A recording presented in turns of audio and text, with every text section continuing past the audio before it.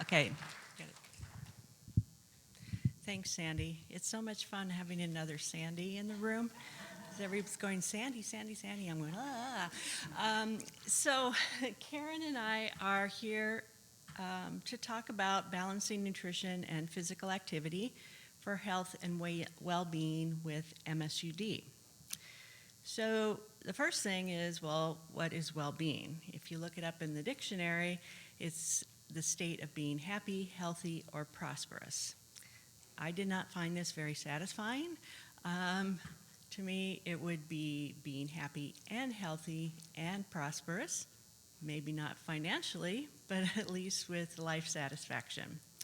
But there's different areas of well-being, including physical, emotional, social well-being would be your circle of friends, your family, satisfaction with workplace and career, and then societal. How are you integrated into the community that you live in? What we're going to be concentrating on is how nutrition and physical activity contribute to the physical and emotional well-being for someone with MSUD. So for those of you who haven't been transplanted, are still on a diet, sometimes I think you feel that some of the nutrition trends that are out there really don't apply to you or your child. So what can we eat for someone on diet with MSUD? We have the fruits and the vegetables, whole grains for some, fermented foods, and we'll talk a little bit about those, and then protein. And actually the trend right now is protein, protein, protein everywhere. And actually with the formula, our kids and patients with MSUD are not protein deficient. They're just getting protein from different sources. So, I think sometimes people on diets for inborn errors of metabolism going, oh, I'm just not getting enough protein. And that's really not the case. It's just different sources. So this is a really nice diagram showing taking the plate, the plate that's out there for the general population, and adapting it to someone with a disorder in protein metabolism. And you can see that replacing the dairy, we've got the metabolic formula, we have protein grain exchanges, but what I really want to point out is that half of that plate is from fruits and veggies. And that's really the recommendation for the general population as well, not just those with MSUD, but really to try and, when you're at a meal, trying to get more fruits and veggies in there with the goal of really half of your plate as fruits and vegetables. So fruits and vegetables are important for health, and why is that? They are low protein in almost all cases. There's a few exceptions in the vegetable category, but in general, low protein. They do tend to have fewer calories than other things that are included in the MSUD diet. Good source of fiber, and they're also a source of phytochemicals. So what are phytochemicals? You might also hear them being called nutraceuticals. They are not vitamins and minerals in the fruits and vegetables, but other chemicals that we're finding have various health benefits. So some examples might be beta-carotene, zeaxanthin, different antioxidants. That's the category of phytochemicals, and there's a lot of research right now going on with what those compounds that we find in plant-based foods and what are their health benefits. So on the right is just showing some of the benefits that they are finding from fruits and vegetables and these different phytochemicals.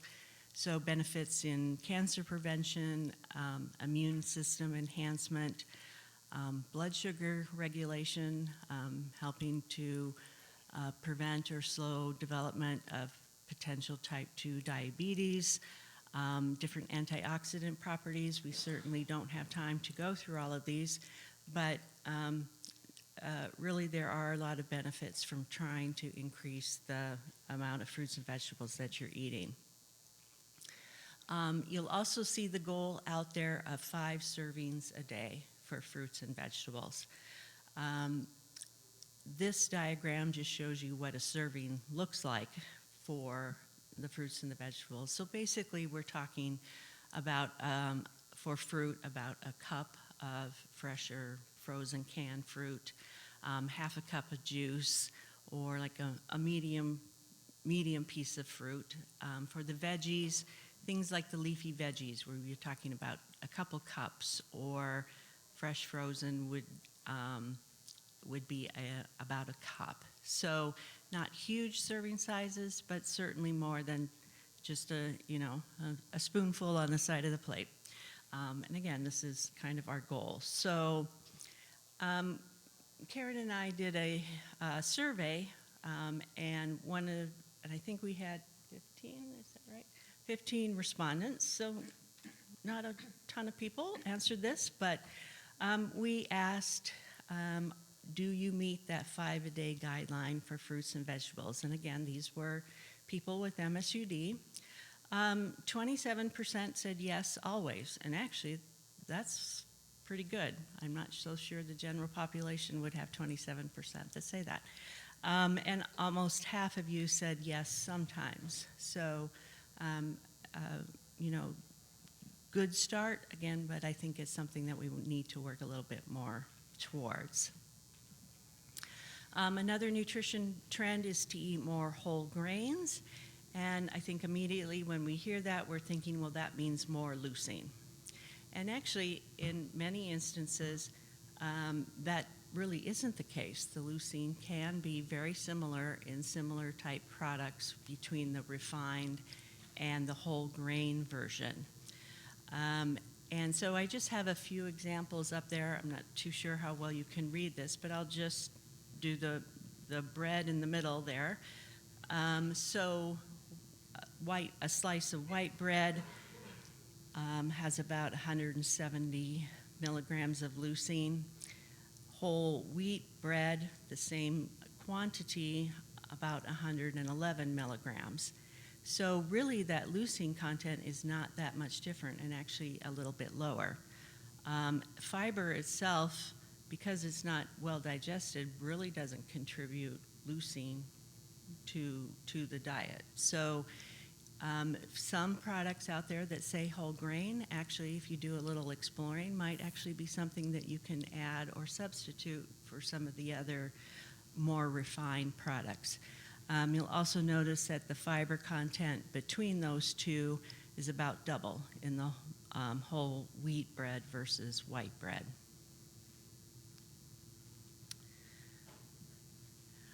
Another category, or another thing that you'll hear a lot lately, is try and eat more fermented foods. So what are fermented foods? Those are foods that, because of the fermentation process, forms acids from the carbohydrates that are in the food. And these acids act as probiotics.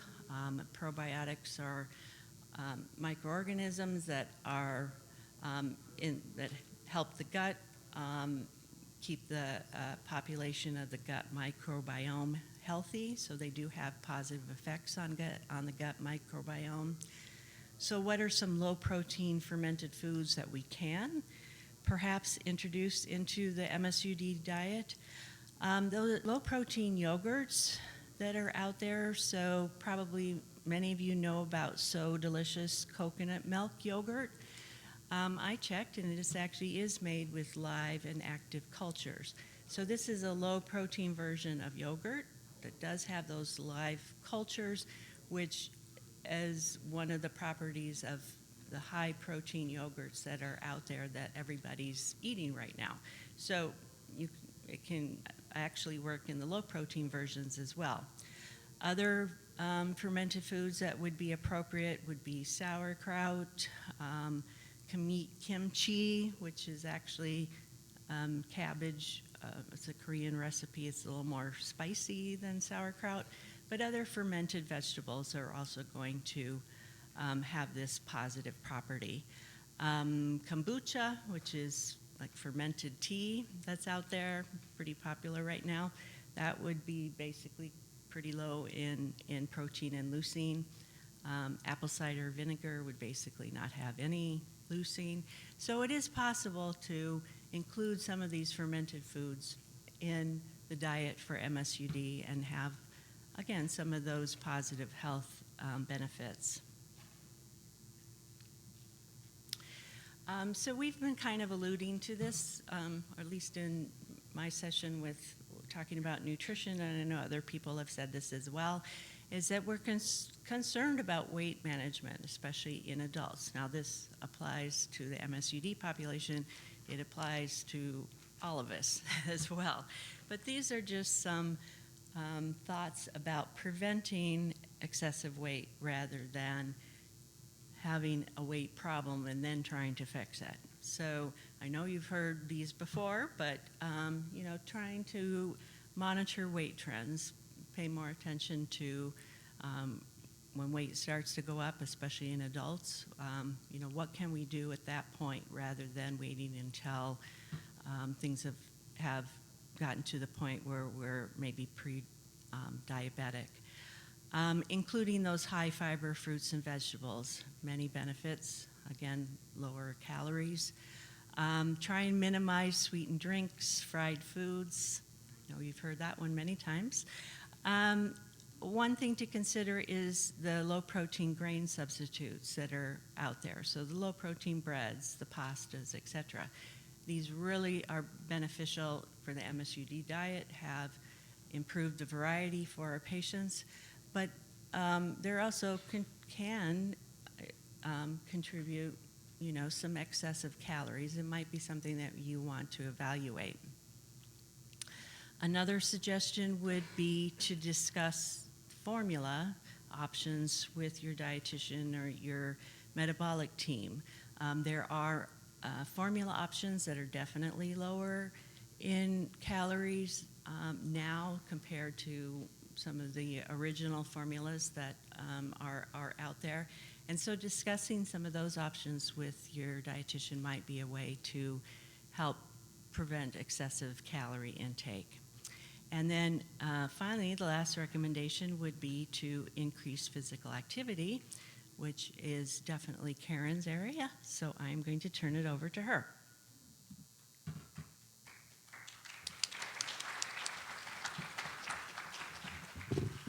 Thank you, Sandy. So we did title this Balancing Nutrition and Physical Activity, and that really is what we want to talk about because we know for overall health and well-being, having a balance between the amount of energy that you're putting into your body through the foods and beverages that you consume and balancing that with the amount of energy that your body is using is the way we're really going to achieve optimal health. So, first of all, why should I be physically active? There are a lot of reasons, and people who are committed to physical activity will often tell you that one of the most important reasons for them is it just makes them feel the way they want to feel. Physical activity is a good way to socialize and have fun, and we hear that a lot from the kids. They want to be involved in team sports, and it's a good way to make friends. But, it's really interesting because when people are not physically active, they often feel like they just don't have the energy to become physically active. But with physical activity, especially aerobic activity, your body is better able to take in oxygen and convert that oxygen and use that oxygen to convert the foods that you're eating into energy. So when you're physically fit, you actually feel much more energized than if you're not fit. It helps with mood. I know people who say the primary reason why they go to the pool every day or go for their run every day is because it just helps with their mood. It helps with stress management, just helps them feel good. For us, I think it can also be considered to be a way of empowerment. This is something that you really can control about your health. And with MSUD, there's just so much that we can't control. Of course, there's always also the physiological aspects. Being physically fit keeps our heart strong, it keeps our bones strong, and reduces our risk of chronic health problems like diabetes, heart disease, and osteoarthritis. So there is such a thing as physical activity guidelines that our government publishes, and it's for both adults and kids, and it speaks to the amount of physical activity that's recommended. And so you can see that for kids and teens, the recommendation is to include 60 minutes of physical activity every day. And that used to be like so easy, but now, of course, we see kids spending like 23 hours out of the day in front of their screens, and sometimes it's a lot more difficult to achieve. But that guideline is out there. And for adults, the recommendation is 150 minutes a week of moderate intensity aerobic exercise. So it could be a brisk walk, it could be bike riding, it could be going for a swim. And then in addition to that, 2 times a week of strength training. So working out with some sort of resistance equipment. And interestingly, the guidelines noted that these do apply to people with chronic diseases. So definitely applies to our population. So the big question is it safe to exercise with MSUD? And in the survey that Sandy referred to, one of the questions we asked was, do you feel that it's safe for you to exercise with MSUD? And half of our respondents said they were moderately or even significantly concerned about the safety of exercise. And I have to tell you that I can't point to research that says, yes, it's definitely safe to exercise with physical activity. That's something that I'm planning to do myself, and hopefully within the next year we'll be able to get that study off and running. But anecdotally, we know that kids are out there playing sports, and they're not reporting a problem. There are many people, adults with MSUD as well, who are reporting regular exercise, people who are working in physically demanding jobs, and none of that has been related to a difficulty with managing blood leucine levels. And most importantly, there's never been a case of a metabolic crisis that's been attributed to increased physical activity. So anecdotally, we do feel that it's safe, but there are some caveats. Important to know that more and more, like every conference I go to lately, the clinicians are talking about how important it is to include physical activity for the patients that they see in their clinics. So they are recommending it more and more in a variety of inborn errors of metabolism, because we know that we're probably susceptible to the same chronic health risks as anyone else in the population, and exercise is an important way to help prevent those chronic diseases.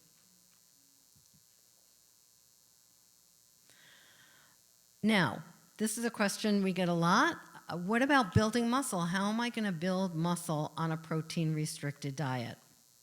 And so we have no studies that have examined this, but I can tell you that there was one study that looked at protein synthesis with people with MSUD and those people without MSUD at rest, not during exercise, and found that protein synthesis was similar between groups.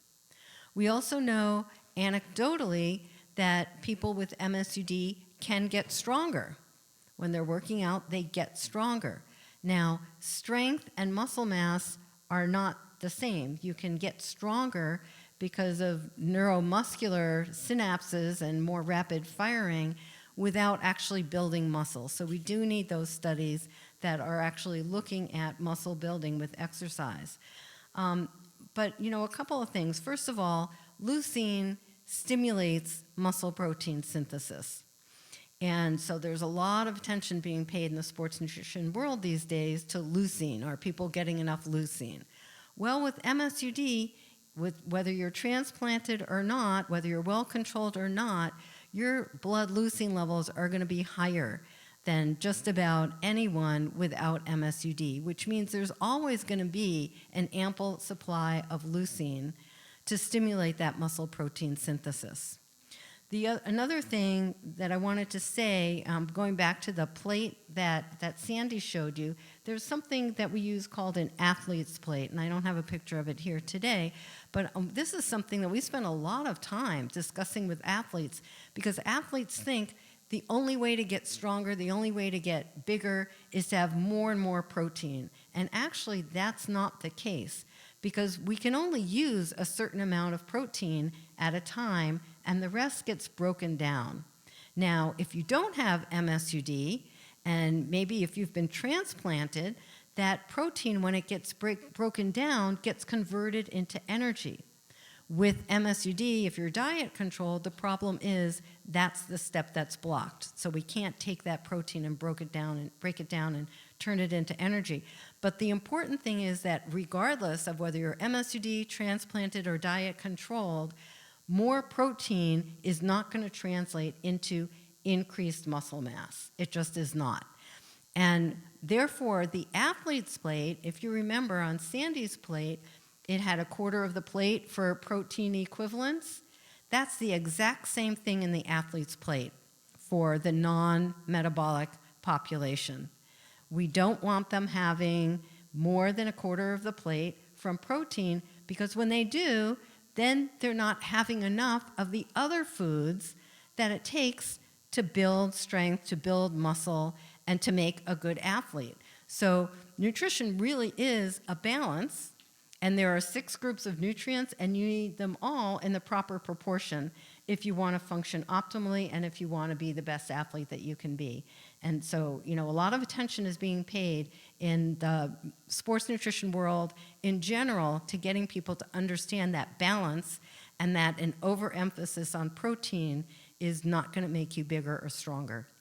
So I just want to make that point very clearly, that people with MSUD are not at a disadvantage because they can't keep loading up on protein.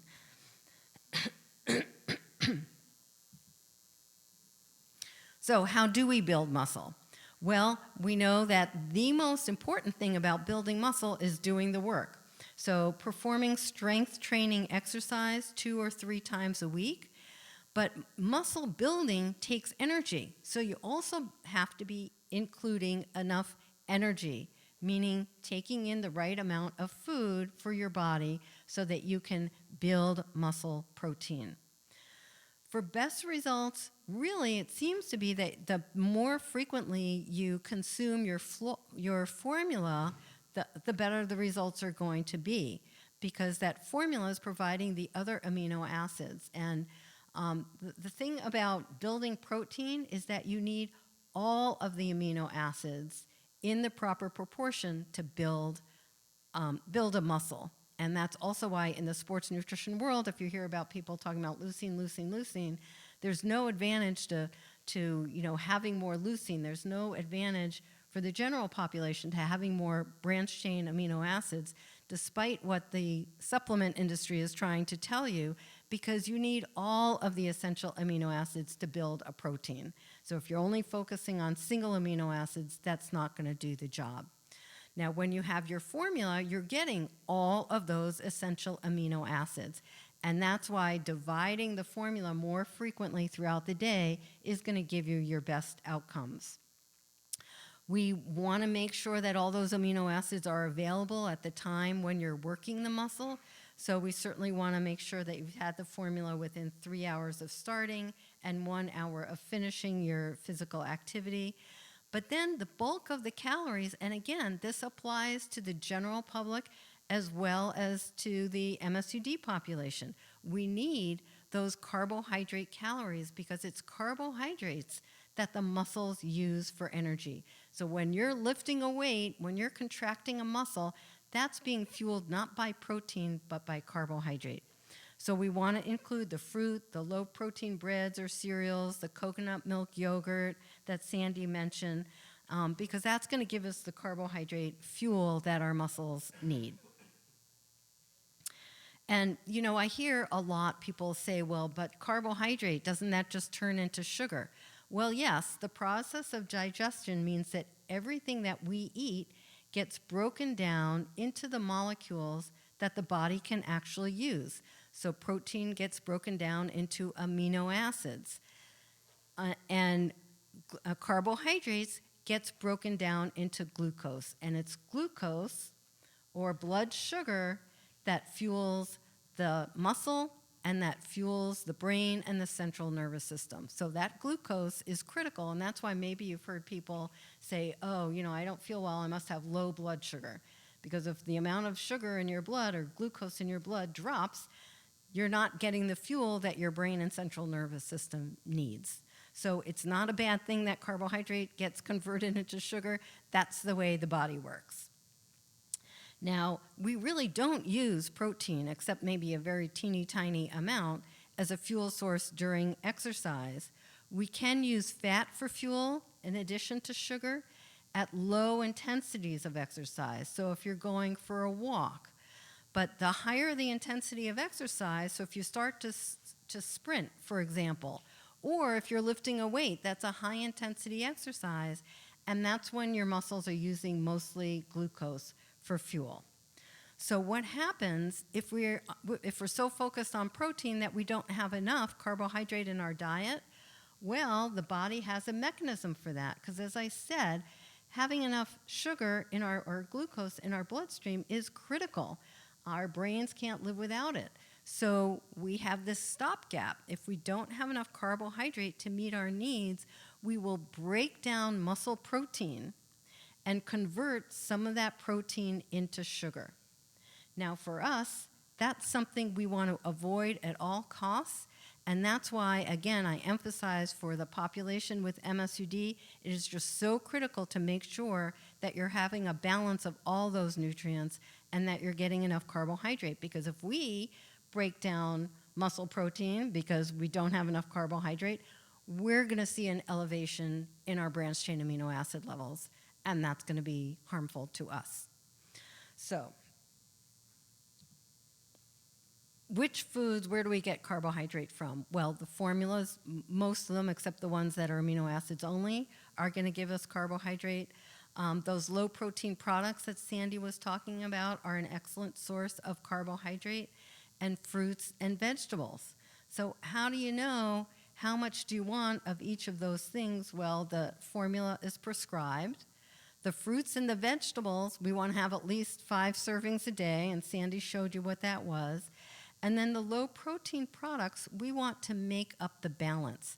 So we don't want to have so much of those low protein products that we're over consuming carbohydrate and over consuming calories.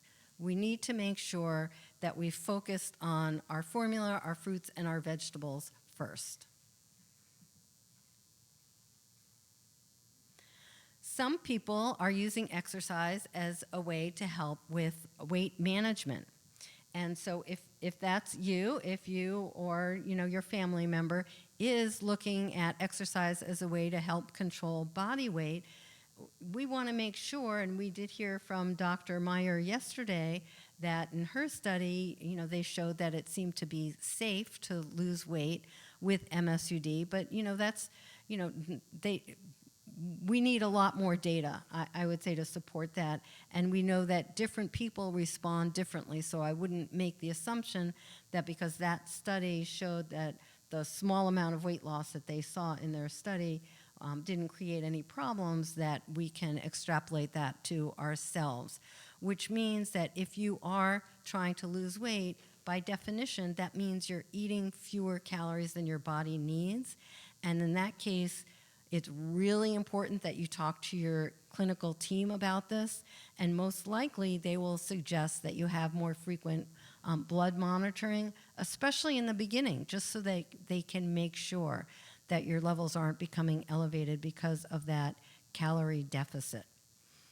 Again, even when you're exercising to lose weight, make sure you have your formula before and after exercise, because that's how we're going to make sure that we can build more body proteins. And we want more of the carbohydrates coming from fruits and vegetables with smaller portions of the low-protein starches. Certainly enough so that we don't feel hungry, but not so much that we're providing too much food. And of course, again, just to emphasize, I know a lot of people make changes and they don't really necessarily feel it's important to talk to their clinicians, but it really is a good idea, and also to have realistic goals about how much weight loss you can really achieve. Hydration, I just want to mention, hydration is really important, and especially with MSUD, it's important that we stay well hydrated.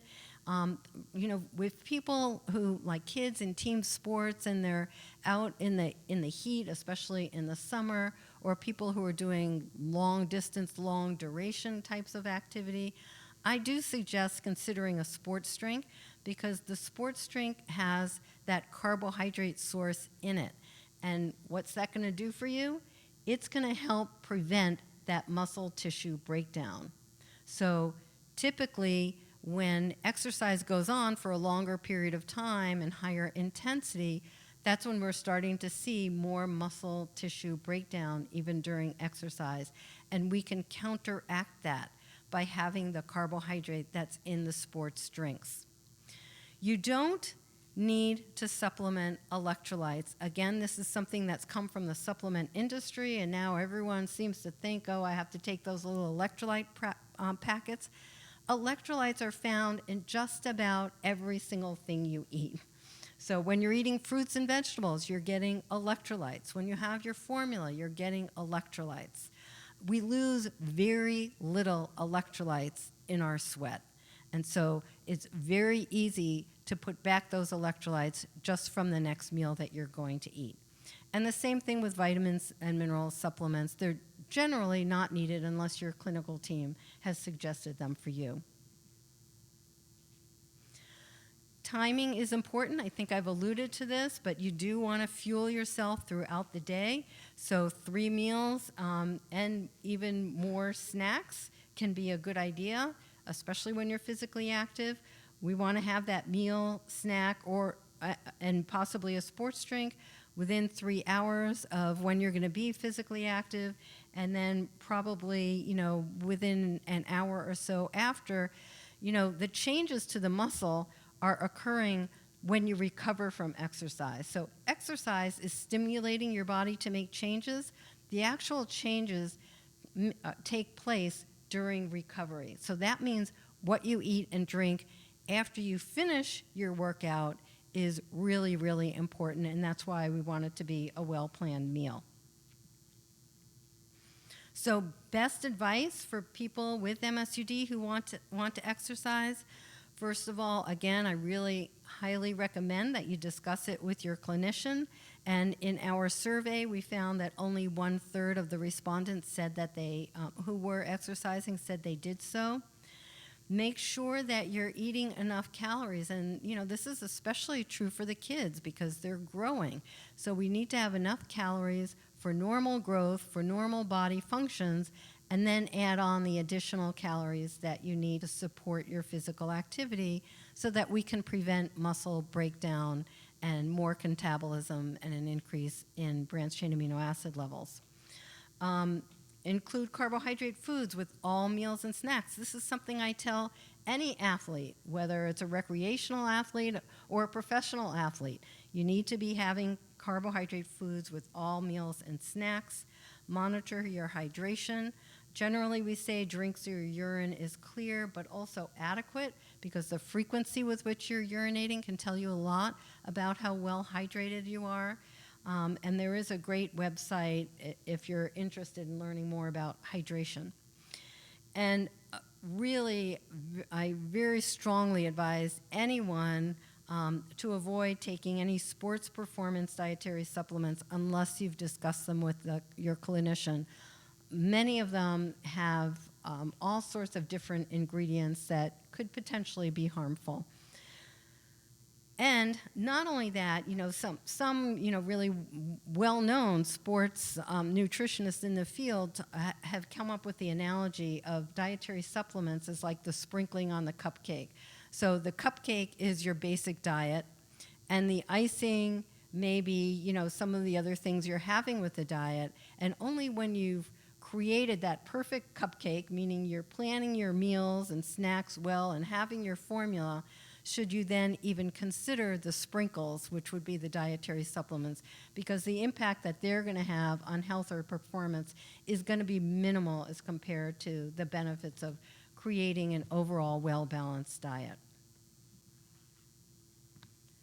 So, we're ready for questions. Karen, I think we ran out of time for questions. But we started late. What's that? We started late. Okay. We did. Yes.